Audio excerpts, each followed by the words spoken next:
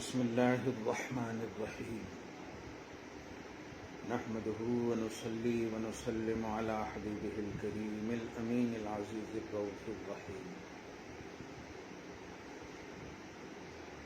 وعلى آله وأصحابه الأفضلين الأكرمين أجمعين أما بعد فأعوذ بالله من الشيطان الرجيم بسم الله الرحمن الرحيم وما كان لمؤمن ولا مؤمنة إذا قضى الله ورسوله أمرا أن يكون لهم الخيرة من أمرهم من يعص الله ورسوله فقد ضل ضلالا مبينا صدق الله العظيم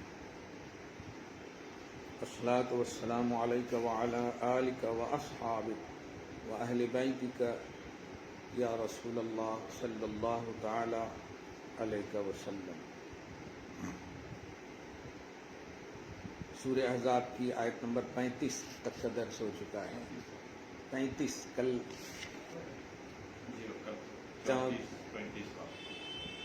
34 کا آخری حصہ آپ لوگ چھوڑ کر گئے تھے. کل 35 ہوا نا. کل کا درس سنے کہ نہیں آپ؟ ہاں تو کل 35 ہوا. 34 کا آخری حصہ لطیف و خبیر بس چھوٹا تھا. کل وہ بھی کر دیا میں نے. 35 مکمل ہوا جس میں مردوں کی برابری میں عورتوں کو اللہ پاک نے رکھ کر کے پوزیشن عطا فرمایا. 10 اوصاف اخلاق حمیدہ غوث کی زبان میں صفات مرضیہ اور اخلاق مقبولہ. وہ اخلاق جو اللہ کی بارگاہ میں مقبول ہے, وہ کیریکٹر جو اللہ کی بارگاہ میں مقبول ہے, ان صفات سے اگر ہماری مائیں اور بہنیں متصف ہو جائیں تو اللہ پاک ان کے لیے مغفرت بھی اور اجر عظیم بھی تیار کر رکھا ہے. پاسٹ کا صیغہ تیار کر رکھا ہے, ماضی کا صیغہ ہے. اللہ پاک ہماری ماں اور بہنوں کو اعمال صالحہ کی توفیق نصیب فرمائے, احساس نسوانیت نصیب فرمائے, احساس مقصد نسوانیت نصیب فرمائے. عورت ہونے کا مقصد کیا ہے اللہ پاک نصیب فرمائے. میں اپنی عورتوں کو, اپنی بہنوں ماؤں کو ایک جملہ کہتا ہوں, مردوں کی برابری مت کرو. کیوں؟ قرآن پاک سب سے اعلیٰ کتاب ہے. تجھے اگر کسی کتاب میں, آج دیکھیے نا, اپنی کتاب کو معظم بنانے کے لیے کسی پیر کی تقریر, کسی بڑے عالم مفتی کی تقریر, دیباچہ جس کو بولتے ہیں, لکھواتے ہیں, مقدمہ لکھواتے ہیں, کوئی تاثر لکھواتے ہیں تاکہ یہ اوتھینٹک ہو جائے. صحیح ہے. یہ دنیاوی کتاب کو معتبر بنانے کے لیے دنیا کے جو معتبر ہوتے ہیں ان کا سہارا لیتے ہیں. اللہ کا کلام ازلی جس میں آپ کا ذکر ہو جائے وہ کتنا معتبر ہوگا.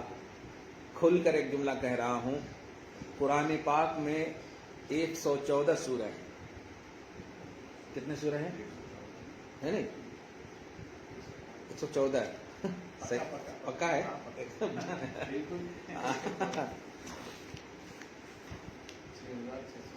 114 114 سورہ ہیں, لیکن سورہ فاتحہ سے لے کے سورہ ناس تک کہیں پر بھی کسی سورہ کا نام سورہ رجال نہیں پائیں گے. لیکن چوتھا سورہ دیکھیں تو سورہ نساء ہے. النساء کا معنی عورت. کچھ سمجھے اب جملہ؟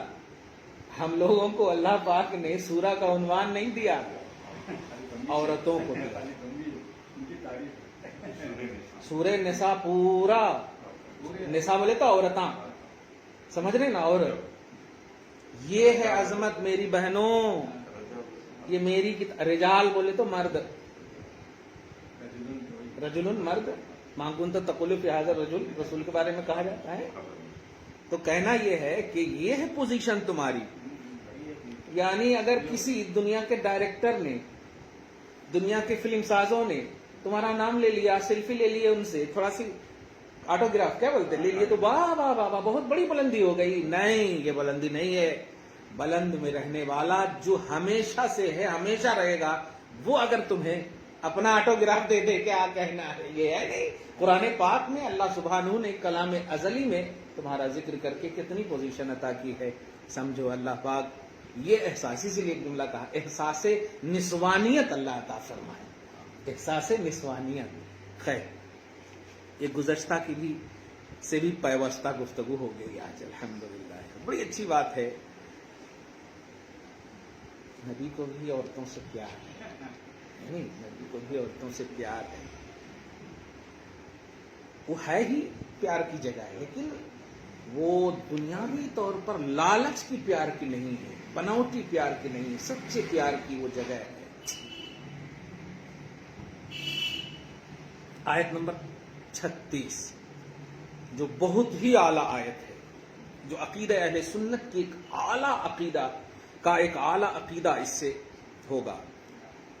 حضور صلی اللہ تعالی علیہ وآلہ وسلم کو اللہ سبحانہ نے ایک جملے پہ دیکھیں، جب عالم جملہ بولتا ہے تو اس کے جملے کا، جیسے ابھی نوید کو پڑھا رہا تھا تو ایک جملہ کہا میں نے، حضور صلی اللہ علیہ وسلم کے پاس ہونا اور ہے، حضور صلی اللہ علیہ وسلم کے پاس رکھنا اور ہے۔ ہونے اور رکھنے میں فرق ہے۔ زکوٰۃ کا عنوان سمجھا رہا تھا کہ حضور صلی اللہ علیہ وسلم پر زکوٰۃ کیوں نہیں ہے، اس کی وجہ یہ ہے کہ آپ نے رکھا نہیں، اور جو مال سال بھر رکھا جائے اس مال پر، اور حضور کے پاس تو سال کی بات کر رہے ہیں، 10 منٹ بھی رکھا نہیں جاتا، امت کو عطا کر دیتے، لیکن ہے حضور کے ہینڈ میں ساری کائنات۔ فرماتے ہیں عائشہ، اسی سے ریلیٹڈ، لو شئتو لصارت معی جبال الذھب، اگر میں چاہ لوں تو یہ پہاڑ دیکھ رہی ہو سونا بن جائے، پیچھے پیچھے چلے، 52.5 تولہ سونے، 7.5 تولہ سونے میں زکوٰۃ ہے، وہاں پورا پہاڑ مصطفیٰ کے پیچھے پیچھے ہے۔ سبحان اللہ، سبحان اللہ العظیم۔ تو حضور کے پاس سب ہے، رکھا حضور نے نہیں، اور رکھے ہوئے پر زکوٰۃ ہے، ہوئے سو پر نہیں ہے۔ ہاں خیر، اللہ پاک احساس عظمت مصطفیٰ نصیب فرمائے۔ 3 بات عنوان تو یہ دیں گے کہ حضور صلی اللہ علیہ وسلم کے اختیارات، پہلے نگیٹو جو باتیں ہیں وہ سمجھا دیں تاکہ آسانی سے سمجھ میں آ جائے۔ غیر اہل سنت و جماعت کا عقیدہ ہے کہ اللہ سبحانہ کے سوا، خصوصاً جب وہ بولتے ہیں تو حضور ہی مراد ہوتے ہیں، نبیوں میں محمد رسول اللہ مراد ہوتے ہیں، ولیوں میں غوث اعظم مراد ہوتے ہیں، ان لوگوں کا مطلب ٹارگٹ کہہ لیں آپ، معاذ اللہ۔ تو اللہ کے سوا کسی کو اختیار نہیں، اور کسی سے مراد سمجھ رہے ہیں، نہ نبی کو نہ ولی کو، نہ نبی کو نہ ولی کو۔ بڑا افسوس ہوتا ہے، بلکہ تقویت الایمان ایک کتاب ہے جو ہندوستان میں ایمان کو فوت کرنے والی، اسی لیے تقویت الایمان نہیں کہتا ہوں میں اسے، تفویت الایمان کہتا ہوں، فوت کرنے والی کتاب۔ تقویت الایمان مانے تو ہوتا ہے ایمان کو تقویٰ دینے والی، وہ تو لقوہ دے رہی ہے وہ کتاب۔ اب سوچیں، اس میں کہا گیا کہ جن کا نام محمد یا علی ہو، اب ایک دم کلیئر ہو گئے نا، میری سے نبی اور ولی کہا میں نے، منبع ولایت علی ہے اور مرکز نبوت محمد الرسول اللہ صلی اللہ علیہ وآلہ وسلم۔ تو کہہ رہے ہیں جن کا نام محمد یا علی ہو وہ کسی چیز کے مختار نہیں، یہ جملہ ہے ان کا، معاذ اللہ پہلے پڑھیے، صحیح ہے نا، معاذ اللہ رب العالمین۔ ارے اللہ کے سوا یہاں تک تو تھوڑی سی تعویل کی گنجائش تھی کہ اس میں جو اللہ کی ذاتی، ہاں ٹھیک ہے اس میں، لیکن تم نے اب بھی کلیئر کر دیا محمد یا علی جس کا نام ہو کسی چیز کا مختار، کیسی الرجی تھی یار، استغفر اللہ، معاذ اللہ۔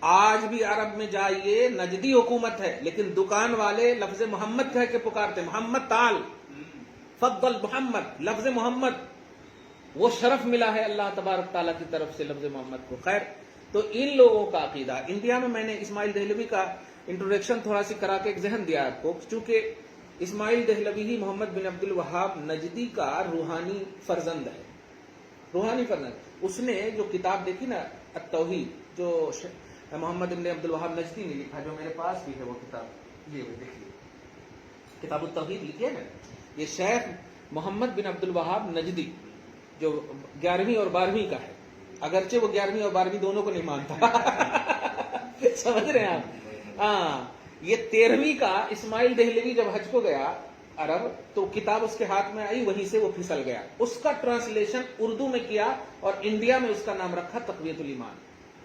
آسان ایک دم کر دیا میں نے ایک دم.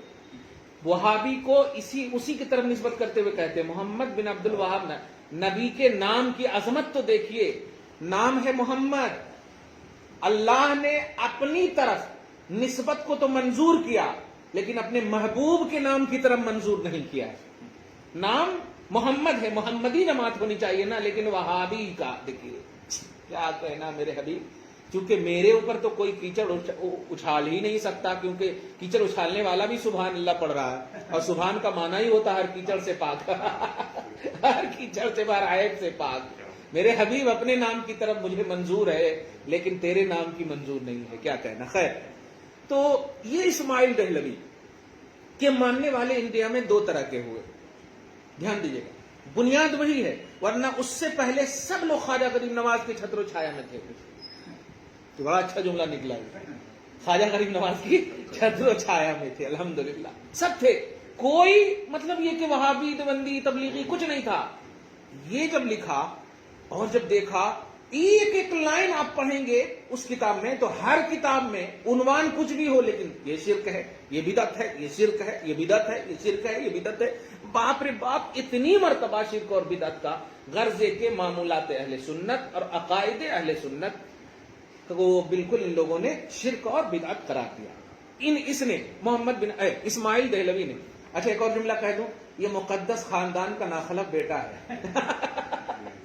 نہیں سمجھے, شاہ ولی اللہ محدث دہلوی رحمت اللہ علیہ, شیخ عبدالحق محدث دہلوی, جس خاندان نے انڈیا میں حدیث کو پھیلایا اس خاندان کا ناخلف بیٹا ہے اسماعیل دہلوی. دہلوی اسی لیے بولتے ہیں مقدس خاندان کا ناخلف بیٹا, یہی جملہ ٹھیک ہے ان کے لیے, کیونکہ خاندان ولی اللہ الہی جو ہے یہ تو انڈیا میں محسن کی حیثیت رکھتے ہیں. حدیث کے باب میں کون جانتے تھے, انہوں نے حدیث کو پھیلایا. خیر, تو اسماعیل دہلوی کی پھر روحانی دو اولاد ہوئی. پہلی اولاد کا نام وہابی غیر مقلد ہے اور دوسری اولاد کا نام دیوبندی یا گلابی وہابی اور مقلد ہے. یعنی جب دیکھا, چونکہ مسجد ان لوگوں کو قبضہ کرنا ہے, ایک تو بالکل دہشت گرد جس کو آپ کہیں وہابی, ایک دم کھلے عام ٹیررزم, ایک دم بالکل عام. جتنے بھی بنام مسلمان دہشت گردی کے مرتکب ہیں یہ سب وہابیت سے تعلق رکھتے ہیں. یہ ڈکلیئر بھی ہو چکا ہے, یہ ڈکلیئر بھی ہو چکا ہے.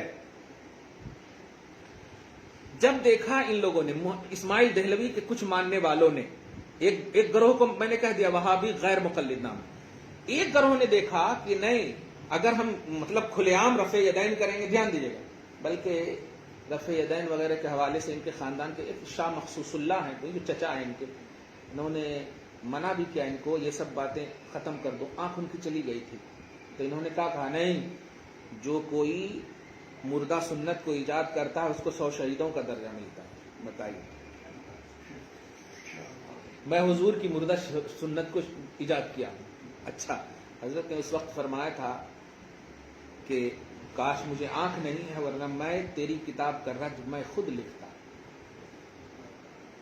میں تیری کتاب کا رد خود کرتا, خود لکھتا. سچیے خاندان کے کیا کریں, جسم میں زخم ہو گیا, اب کیا کریں, نہ کاٹ سکتے نہ چاٹ سکتے, علاج کرنا جہاں تک ممکن ہوا کیے لیکن نہیں. خیر, تو اتنا بڑھاوا ملا کہ ایک تو ایک دم مکمل ہو گئے, ان کے کھلے عام پکنے لگے, اور دوسرے جو ہے کہنے ارے ایسا کریں گے تو مسجد میں ہم کو جانے نہیں دیا جائے گا. آج بھی دیکھیے آپ, یاد رکھیے گا, جتنی بھی جماعتیں ہیں غیر اہل سنت و جماعت کے علاوہ, دیوبندی تبلیغیت جتنی بھی نام ہیں, ان ناموں سے پریشان نہیں ہوئیے گا. اصل بنیاد اسماعیل دہلوی ہی ہے انڈیا میں.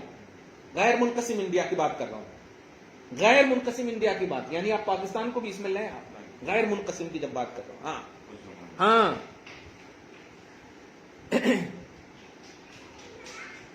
تو دیکھا کہ مسجد میں اس طرح سے تو انٹری ممکن نہیں ہے. اگر کھلے عام ہم کہیں کہ رفع یدین کرنا چاہیے, 8 رکعت تراویح پڑھنی چاہیے, اس طرح کی باتیں کریں گے تو سب تو غوث پاک, خواجہ غریب نواز, ان سب کے اولیاء اللہ کی محبتوں کے تلے رہتے ہیں, پڑھ رہے ہیں صدیوں سے, اور ایسا کریں گے تو نہیں ہوگا. تو ان لوگوں نے کھل کر تقلید کا بھی قائل ہوئے, 20 رکعت کے بھی قائل ہوئے. دیکھیں اس سب کے قائل ہوئے، اب قائل ہوتے ہوتے ہوتے مائل ہوئے، اب مائل ہوتے ہوتے قائل کر لیے، مائل کر لیے، تو یہ آستین کے سانپ بنے. یہ ہوا انٹروڈکشن غیر اہل سنت و جماعت کا. جملے پہ غور کیجیے، غیر اہل سنت و جماعت کا. الحمدللہ ثم الحمدللہ. اب ہمارا پوائنٹ آف ویو فار اہل سنت والجماعت. الحمدللہ سنیں کہ اہل سنت و جماعت کا عقیدہ ہے کہ حضور صلی اللہ علیہ وسلم مطلقاً اللہ کی جانب سے مختار کل ہے. اور یہ میں دعویٰ نہیں کر رہا ہوں، بلکہ ابھی دلیل دوں گا اور کوشش کروں گا کہ صرف قرآن سے پہلے ملے تاکہ حدیث کو ضعیف نہ کہہ دیا جائے. سمجھ رہے ہیں؟ جیسے پہلے تو آپ ہی سے ڈر لگتا ہے مجھ کو، بخاری میں ہے کیا. یہ اور بات ہے کہ آپ پازیٹو ہو کر بولتے ہیں. الحمدللہ. ہاں، حضور صلی اللہ علیہ وسلم مختار کل ہے. اب مختار کل کی تفسیر تھوڑی کر رہا ہوں علمی. حضور کو تکوینی اختیار بھی ہے. تکوینی اختیار کا مطلب کائنات میں، ابھی غوث پاک کا جملہ نہیں بولوں گا میں، صبح و شام مہینے سب میرے پاس حاضر ہوتے ہیں. کیا کیا کرے، کیسے کیسے کرے، ہوا ٹھیک سے چلے کہ نہیں، سورج برابر نکلے کہ نہیں، دن ٹائم پہ آئے کہ نہیں، سب حاضری دیتے ہیں. غوث پاک یہ ہم نہیں بولیں گے، ابھی ہم علمی بات بول رہے ہیں. تکوینی اختیار بھی میرے آقا کو ہے صلی اللہ علیہ وآلہ وسلم. تکوینی اختیار بھی سب کے بھی دلیل دوں. اور تشریعی اختیار بھی. اب تشریعی اختیار کیا ہے؟ شریعت بنانے کا اختیار. اب یہاں پر ایک ذکر کر دوں، 2 سال یا 3 سال پہلے، حالانکہ ہمیشہ یہ منصف والے انصاف سے کام نہیں لیتے، کیونکہ ان کے جو اسلامی کالم ہے اس کی جو رائٹر ہیں وہ خالد سیف اللہ رحمانی ہے، جو روحانی فرزند ہے. اب سمجھ گئے ہو؟ وہ کئی موقعوں سے، حالانکہ جامعہ نظامیہ والے بھی کئی مرتبہ ان کا رد کیے. وہ تو شق القمر، سورج کے نکلنے کا بھی انکار کیا تھا. ابھی جو میں کہہ رہا ہوں کہ تشریعی اختیار، تشریعی کا مطلب حضور کو تشریعی اختیار، اس کا بھی انکار کیا تھا اس میں تحریر میں. تو حالانکہ پھر رجوع کیا کہ نہیں کیا پتہ نہیں، ابھی بھی نیٹ پہ ماریں گے تو آ جائے گا. وہ خالد سیف اللہ رحمانی جو اپنے حیدرآباد میں رہتے. خیر، حضور کو بھی شریعت بنانے کا اختیار نہیں، یہ جملہ ہے ان کا، لا الہ الا اللہ محمد رسول اللہ. تو اب ہم اللہ کی طرف ابھی نہیں جا رہے، اللہ تو ہے ہی شہرت سے زیادہ قریب. تو سوال یہ ہے کہ ہے کس کو شریعت بنانے کا اختیار؟ اگر اللہ ہی کافی ہے تو محمد کو بھیجا کیوں، بلکہ دیگر نبیوں کو کیوں بھیجا؟ اللہ تعالیٰ کیوں بھیجا؟ وہ محتاج تو نہیں ہے اپنے تعارف اور تعریف کا. خیر، تو حضور کو تکوینی اختیار بھی ہے اور تشریعی اختیار بھی ہے. تکوینی کا مطلب کائنات میں بھی تصرف رکھتے ہیں اور حلال و حرام میں بھی تصرف رکھتے ہیں. دھیان دیجیے گا، کائنات میں بھی تصرف رکھتے ہیں. کائنات میں جس کو جو کہہ دیں ماننا ہے، اور شریعت میں جس کو حلال کہہ دیں حلال ہے، جس کو حرام کہہ دیں حرام ہے. اور حضور کو ایک اور اختیار ہے شریعت کے اعتبار سے کہ اگر ایک امتی کے لیے حلال کہیں، وہی چیز دوسری امتی کے لیے حرام کہہ دیں. جبکہ قرآن اور حدیث میں یعنی پہلے سے صراحت نہیں ہے، اللہ کا حکم نہیں ہے، حضور کو یہ اختیار ہے. جملے پہ غور کریں آپ. تو تکوینی اختیار بھی ہے کہ جو کہہ دیں ہو جا تو ہو جا، نہیں تو نہیں. تکوینی اختیار کی ابھی مطلب قرآن ہی سے دوں گا، لیکن ایک حدیث بڑی اچھی آ رہی، سورہ انفال کی آیت نمبر 24.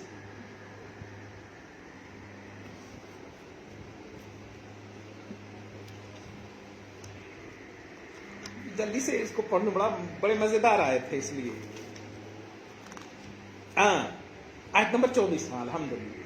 اے ایمان والو، جب بھی تمہیں اللہ رسول بلائیں حاضر ہو جاؤ. یہ کیا ہے؟ کائنات ہی تو ہے نا. جب بھی بلائیں حاضر ہو جاؤ. یہ آیت کریمہ کے تناظر میں آپ تفسیر دیکھیں، بخاری میں، ترمذی میں. ایک صحابی رسول ہیں حضرت ابی بن کعب. حضرت ابی بن کعب کہتے ہیں میں حالت نماز میں تھا. کس میں تھا؟ حالت نماز، عین نماز کی حالت میں تھا. سڈنلی کہ حضور صلی اللہ علیہ وسلم نے مجھے آواز دی. تکوینی اختیار دیکھیں، تم کہیں بھی رہو، کائنات کے کس حصے میں رہو، کس جگہ رہو، میرے حضور کا اختیار ماننا، آرڈر ماننا لازم ہے۔ چنانچہ جب آواز دیا تو وہ نمازی میں سوچ رہے ہیں کہ جاؤں کہ نہیں جاؤں، نماز پڑھوں کہ جاؤں، نماز پڑھوں کہ جاؤں۔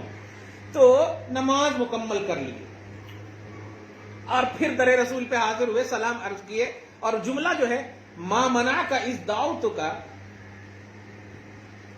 اذ دعوتک ما منعک ان تجیبنی اذ دعوتک، اے ابے کس چیز نے تمہیں روکا؟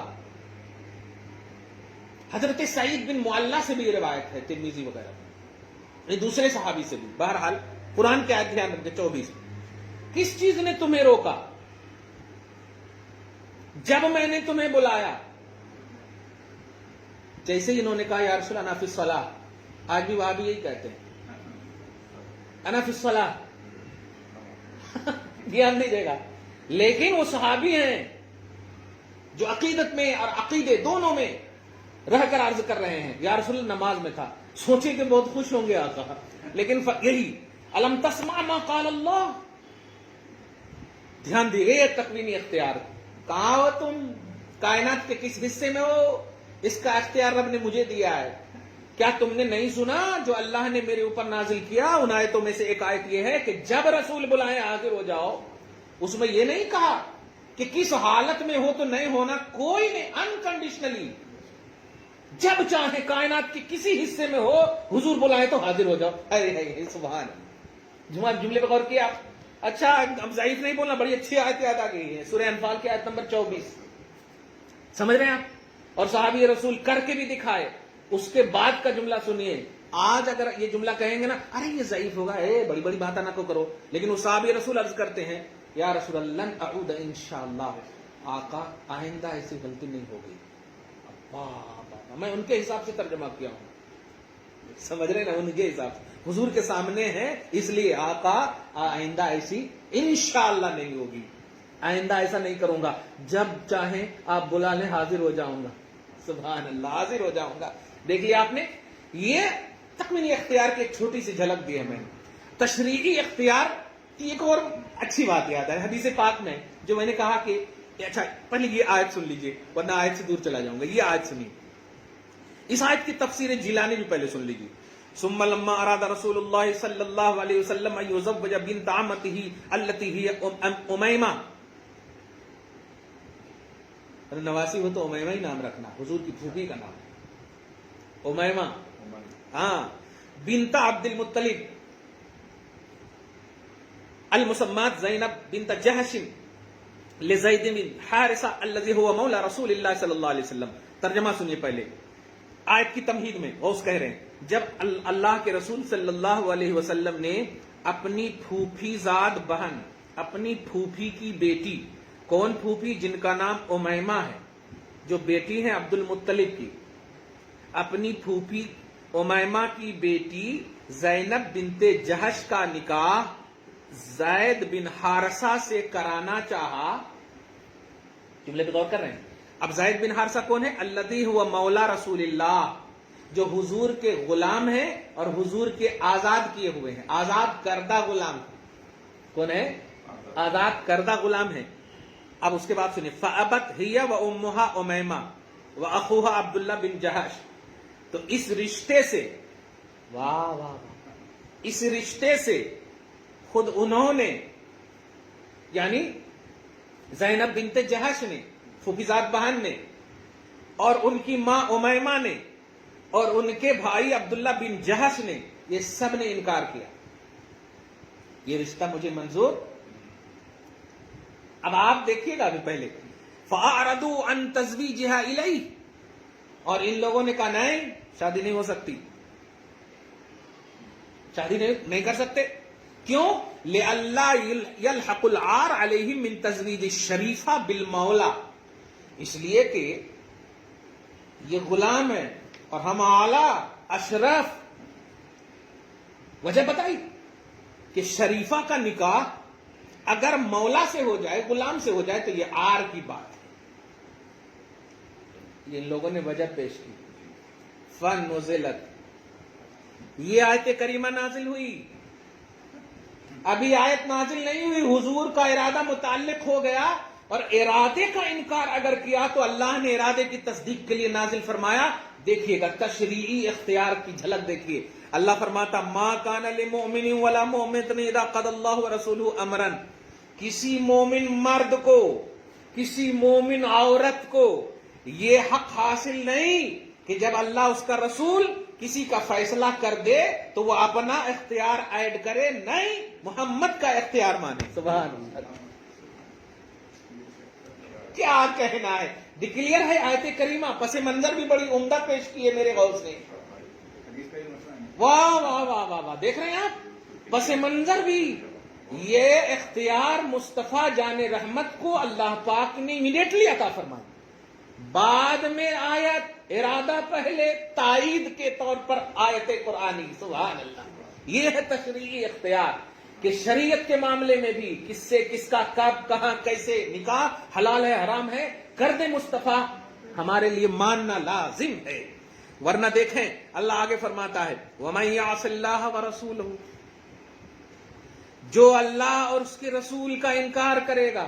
اب انکار کی وجہ بتغییر ما حکم به رسول اللہ، یعنی بدلے گا اس حکم کو جس کو رسول اللہ نے صادر فرما دیا ہو، نہیں مانے گا، اور جس چیز کا حکم دیا ہے اس میں اپنا اختیار ایڈ کرے گا تو فقط ضل ضلالا مبینا، وہ گمراہی نہیں کھلی گمراہی میں ہے. نبی کے تشریعی اختیارات کو نہ ماننے والے کھلی گمراہی میں ہے. یہ آج کے مومن کے حوالے سے نہیں کہا گیا ہے، یہ وہ جو حضور کے پھوپھی چچا پھوپھی ذات بہن پھر بھائی جو سب نبی وہ ہیں مومن ہیں، سب مومن اور مومنہ ہیں. اللہ بھی فرما رہا کسی مومن مرد اور مومن عورت کو. اچھا ایک نیا نقطہ بتا رہا ہوں، اس کا مطلب یہ ہوا کہ ایمان کی شان ہے نبی کا اختیار ماننا. ورنہ اللہ خود کہہ رہا کسی مومن کو، یعنی کہنا چاہ رہا مومن ہو اور نبی کا اختیار نہیں مانتے، یہ کہنا چاہ رہا ہے. مومن مرد ہو نبی کا اختیار نہیں، مومن عورت ہو اور نبی کا اختیار نہیں، اپنی ایڈیٹنگ اپنی عقل نہیں، نبی نے کہہ دیا شادی ہوگی تو ہوگی. یہ دیکھیے تشریع اختیار کی ایک جھلک، سمجھ رہے آپ؟ سبحان اللہ. اب ایک اور آیت کریمہ آپ دیکھیں، پھر اس کے بعد وہ حدیث پاک بڑی اہم آئے گی انشاءاللہ. سورہ اعراف سورہ نمبر 7 کی آیت نمبر 157. اس میں حضور پاک صلی اللہ علیہ وسلم کے حوالے سے ایک اہم بات بھی میں اشارہ کر دوں گا کہ الذین یتبعون الرسول النبی الامی، کیا کہنا ہے. اس کی تفسیر میں نے کتاب اپنی بہترین امت میں کیا ہے، لیکن جو لوگ لفظ امی سے آج بھی مرزا کیا نام ہے وہ مرجا ہے وہ انجینئر کا ہے، ہاں مرزا بیگ جو ہے، ہاں کچھ بھی ہے، وہ مرجا ہے، وہ دنیا پر بوجھ ہے. جو نبی کے حوالے سے توحید و رسالت کے حوالے سے غلط انٹروڈکٹ کرائے گا تو کیا ہوگا. خیر، تو امی کا معنی ہوئی امی لکھنا پڑھنا نہیں آتا تھا. اچھا، اللہ پاک فرماتا جو رسول نبی امی کی اتباع کریں گے. رسول کہتے ہیں اس ذات کو جس کو اللہ نے امت کے پاس کتاب لے کر بھیجا ہو، پیغام لے کر بھیجا ہو، اور نبی بھی اسی کو کہتے ہیں، لیکن اس میں نئی شریعت کی قید نہیں ہے. دھیان دیجیے گا. تو نبی اور رسول کا کانسیپٹ جو ہے اللہ بھیجے امت کے پاس پیغام لے کر. اگر نبی کو پڑھنے، اگر نبی کو لکھنے، اگر نبی کو سمجھنے نہیں آتا تو جمن کا پیغام جمراتی کو مل جاتا. صحیح ہے کہ نہیں؟ لیکن امی کا معنی حضور صلی اللہ علیہ وسلم کے لیے یہ ہے کہ سنو، خلق میں میرے حبیب نے کسی سے نہیں لکھا پڑھا ہے، مجھ سے پڑھا ہے، اسی لیے رسول ہیں، نبی ہیں، اور امی ہیں، یعنی تم سے پڑھنے والے نہیں ہیں، میری طرف سے آئے ہوئے ہیں، میری طرف سے بھیجے ہوئے ہیں.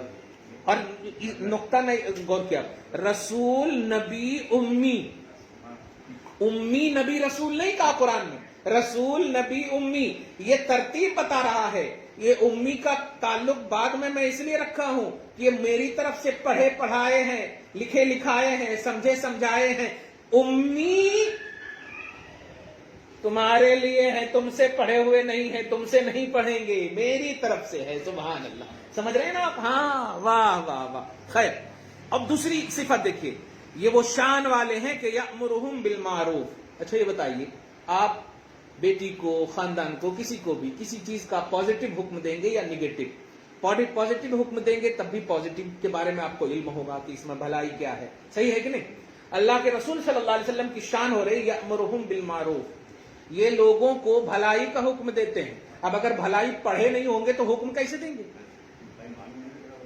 ابھی ایک موقع سے میں نے ایک نئی شادی کے حوالے سے ساس سسر کو یہ جملہ سمجھایا ان کے کہ دیکھیے، آپ کے گھر کا طور طریقہ کیا ہے، جب تک پڑھائیں گے نہیں، بتائیں گے نہیں تو آپ نہیں کر سکتے کہ کچھ سیکھ کے نہیں آئی کیا، وہ گھر میں کیا سیکھی ہے پتا نہیں. میں بخاری جب تک نہیں پڑھا میرا امتحان نہیں ہوا، پڑھ لیا تو میرا امتحان ہوا. ایسے ہی آپ پہلے بہو کو پڑھائیں طور طریقہ، پھر اس کو نہ کرے تو آپ امتحان لے سکتے ہیں، ایگزام لے سکتے ہیں. صحیح ہے کہ نہیں؟ یہ طریقہ ہے. تو اب آپ بتائیے، حکم دینا اسی وقت ضروری ہے جب وہ جانے. تو شان یہ ہے یأمرہم بالمعروف، وہ بھلائی کا حکم دیتے ہیں. اور بھلائی کا تعلق کس سے ہے؟ شریعت سے ہے. شریعت سے تو کون حکم دیتے ہیں؟ اللہ حکم دیتا نہیں فرما رہا، خود اللہ فرما رہا کہ میرے حبیب حکم دیتے ہیں. سبحان اللہ. حکم دیتے ہیں اللہ. سمجھ رہے ہیں؟ اور وَيَنْهَاهُمْ عَنِ الْمُنْكَرِ، اور برائی سے روکتے ہیں. تو برائی، اچھا ایک اور بات یہاں پر تو ایک جملہ کہہ نہیں رہا ہوں، حیدرآباد کے حساب سے اس کو نہ سمجھیے. برائیاں اور بھلائیاں اور مطلب نیکیاں اور بھلائیاں کا تعلق پورے ورلڈ سے، پوری دنیا سے، کائنات سے. کیوں؟ اس لیے کہ یہ کائنات کے رسول ہیں، پوری کائنات کے رسول ہیں.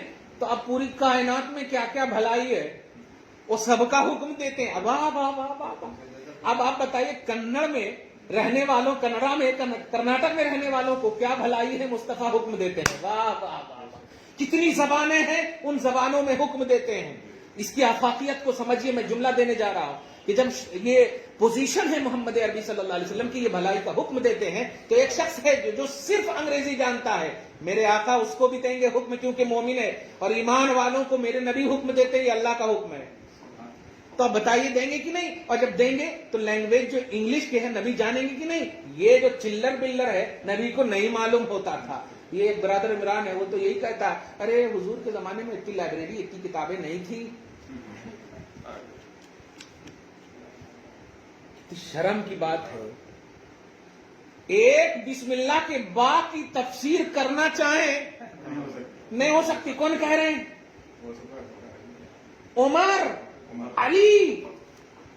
اور یہ لائبریری، اپنی لائبریری جو ان کی کتابیں چرا کر چھپا کر رکھا، کہہ رہا کہ ان کے پاس کتاب نہیں تھی، آپ کے پاس کتاب ہے. کیسی حماقت ہے، اس کو بولتے. خیر، تو بھلائی کا حکم دیتے ہیں، مصطفیٰ کی تشریعی کا اختیار. وَيَنْهَاهُمْ عَنِ الْمُنْكَرِ، اور برائی سے روکتے ہیں. اور چوتھی بات سنیے، وَيُحِلُّ لَهُمُ الطَّيِّبَاتِ، اور یہ پاکیزہ چیزیں حلال کرتے ہیں اور کریں گے. یہ میں پوزیشن دیتا ہوں. حلال کون کریں گے؟ اور آگے وَيُحَرِّمُ عَلَيْهِمُ الْخَبَائِثَ، اور حرام بھی کیا کیا ہے یہی کریں گے. حلال و حرام ہی تو شریعت ہے، اور حلال و حرام کا اختیار رب کہہ رہا ہے میں حبیب کے پاس ہے.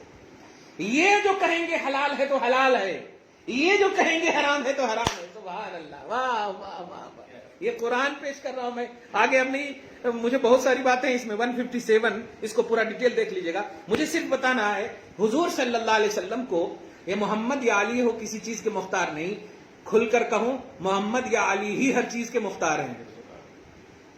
تم نے جس طرح کل نفی کی ہے، میں کل ثابت کر رہا ہوں قرآن پاک سے. وہ بھی تمہاری دلیل میں تو صرف توحید اور اللہ کے رسول، مطلب رسول اور اللہ کو لا کر کے پیش کرتے ہو. معاذ اللہ، ہم کمپیئر نہیں کرتے. خدا خدا ہے، نبی نبی ہے، لیکن جو ان کا پوزیشن ہے وہ بہرحال اس لیول کو ماننا پڑے گا ہمیں. یہ ہے عظمت اسلام، یہ ہے.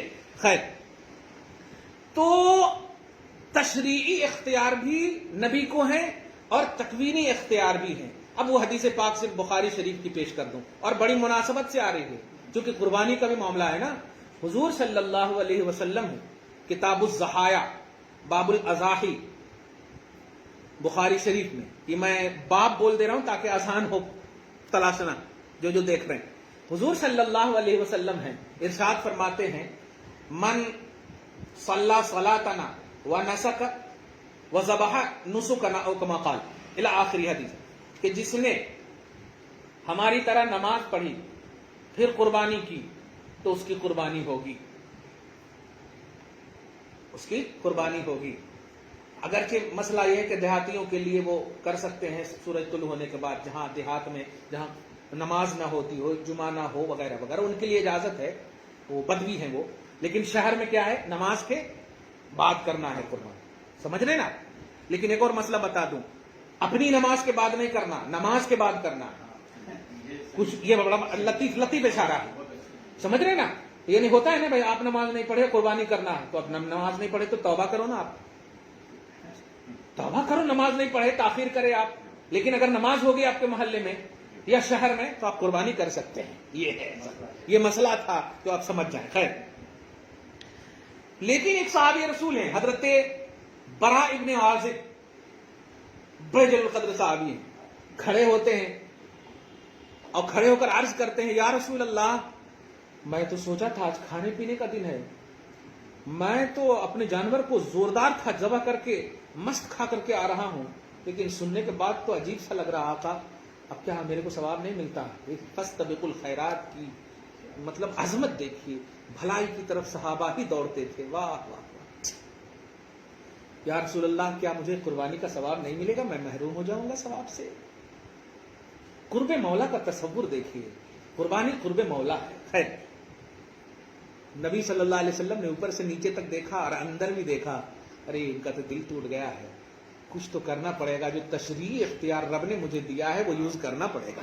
یہ دیکھیے کیا کہنا ہے، یہی یوز نہ کرنے کو ان ظالموں نے، عالم نہیں بول سکتے، یوز نہ کرنے کو ان ظالموں نے کہہ دیا کہ نہیں معلوم ہے۔ کبھی عائشہ کی ہار، اب تک یہ جیتے نہیں ہیں، ہمیشہ اسی میں لگے رہتے ہیں۔ خیر، حضور پاک صلی اللہ علیہ وسلم نے ارشاد فرمانا تھا، ایک جملہ ارشاد عرض کرتے ہیں، لیکن یا رسول اللہ، میرے پاس ایک چھوٹا سا بچہ ہے، جزع۔ حالانکہ آپ نے تو چھوٹے جانور کی عمر بھی فکس کر دی ہے، بڑے کی بھی عمر فکس کر دی ہے، صحیح ہے، لیکن چھوٹا اتنا بڑا ہے کہ اچھا فربا ہے وغیرہ وغیرہ، عمر نہیں ہے آقا، تو آپ نے فرمایا ضحی یجوز لکا ولا یجوز لأحد من بعدک، او کما قال صلی اللہ علیہ وسلم، جا تیرے لیے جائز ہے ذبح کر دے، لیکن تیرے بعد کسی کے لیے جائز نہیں ہے۔ اسی وقت اچھا ہمارے مرید وغیرہ ہوتے تو یہ کہتے ایسا کیسے، یہ تو ترجیح ہو گئی نا، ایک کو ترجیح دے دی، ایک کو ترجیح دے دیے۔ ہائے، نبی اس لیے نہیں ہے کہ انکار کرو، نبی اس لیے ہے کہ بس جھک جاؤ۔ جیسے کہا دوسرے صحابہ بھی رشک کرنے لگے، واہ واہ واہ واہ، سبحان اللہ، یہ ہوتا تھا مصطفیٰ جان رحمت۔ تو نبی صلی اللہ علیہ وسلم، سب سے بڑی چیز تو شریعت کا اختیار، دنیا کے اختیار کی بات چھوڑو تو جاؤ غوث پاک کی بارگاہ میں، خواجہ غریب نواز کی بارگاہ میں، وہ تو تم کو نظر آ جائے گا، صحیح ہے نا۔ تکوینی اختیارات تو اولیاء اللہ کو بے شمار آپ دیکھ لو گے، لیکن تشریعی اختیار یہ سب سے بڑا اختیار ہے جو محمد رسول اللہ صلی اللہ علیہ وسلم کو حاصل ہے۔ اب کہو محمد یا علی جس کا نام ہو کسی چیز کا مختار نہیں، بلکہ محمد یا علی جس کا نام ہو وہی سب کے مختار ہیں۔ یہ اللہ پاک نے یہ پوزیشن عطا فرمائی ہے۔ دعا ہے اللہ تعالیٰ شاد رکھے، آباد رکھے، اہل سنت و جماعت کے تمام افراد کو فیوز و برکات جیلانی سے ہم سب کو مالا مال فرمائے۔ غوث زماں امام زماں رضی اللہ تعالی عنہ کے صدق و طفیل میں، آج کی شب جمعہ کے صدق و طفیل میں، مولا نبی صلی اللہ علیہ وسلم پر درود کے صدق و طفیل میں، سلام کے صدق و طفیل میں، مولا عظمت شب جمعہ ہم سب کو نصیب فرما، ہم سب کی دعائیں قبول فرما۔ یا اللہ، جو پریشان حال ہیں پریشانیوں سے نجات عطا فرما، جو بیمار ہیں شفا عطا فرما، جو دعاؤں کی درخواستیں کی ہیں ان کی دعاؤں کو قبول فرما، جو نیک اور جائز تمنائیں لیے بیٹھے ہیں ان کی تمناؤں کو پوری فرما۔ یا اللہ، جو انتقال کر چکے ہیں ان کی بخشش فرما، جو زندہ ہیں سب کو صحت کاملہ عاجلہ نصیب فرما۔ یا اللہ، قوم کی بہو بیٹیوں کو عفت عائشہ نصیب فرما، عفت فاطمہ نصیب فرما، احساس ازواج مطہرات نصیب فرما۔ مصطفیٰ جان رحمت کی توجہ خاص کے صدق و طفیل میں یا اللہ، گھر میں ہماری ماں اور بہنوں کو نمازی بنا دے، نیک سیرت بنا دے۔ یا اللہ، ان کے ہاتھ میں موبائل نہیں قرآن پاک عطا کر دے مولا. تلاوت قرآن کی عظمتوں کے صدق و طفیل میں مولا ان کی زبانوں پر سبحان اللہ اور درود پاک اور سلام کا ورد نصیب فرما. یا اللہ نعت مصطفیٰ کی عظمتوں کا صدقہ اور بہار ہر گھر میں نصیب فرما. وصلی اللہ تعالی علی خیر خلقہ محمد وآلہ واصحابہ اجمعین برحمتک یا ارحم الراحمین.